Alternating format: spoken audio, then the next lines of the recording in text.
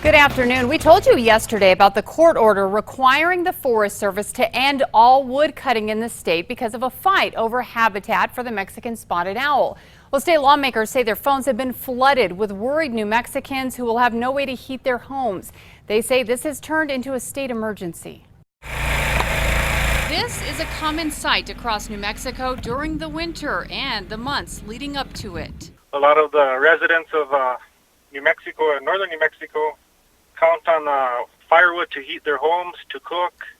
Others count on this as a supplemental income. But as of Monday, all wood cutting and thinning is on hold because of a lawsuit by Wild Earth Guardians against the Forest Service, claiming they haven't done enough to study or protect the habitat of the Mexican spotted owl. It's just devastating. And I don't believe that people making these decisions are privy to the information about Little Miss Smith, who hires someone to cut her wood, and that's the way she heats her home all winter. State lawmakers are scrambling to find a solution. I have received endless calls since this announcement was made.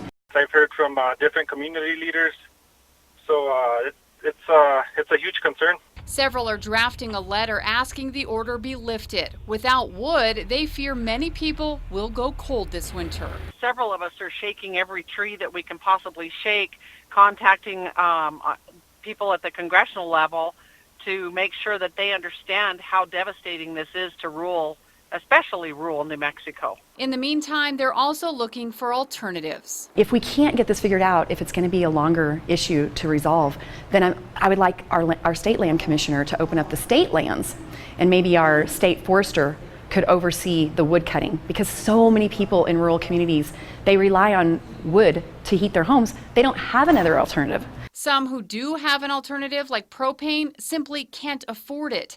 Lawmakers say it may come down to the state helping those in desperate need. Talk to potentially the governor about declaring some kind of emergency to make money available.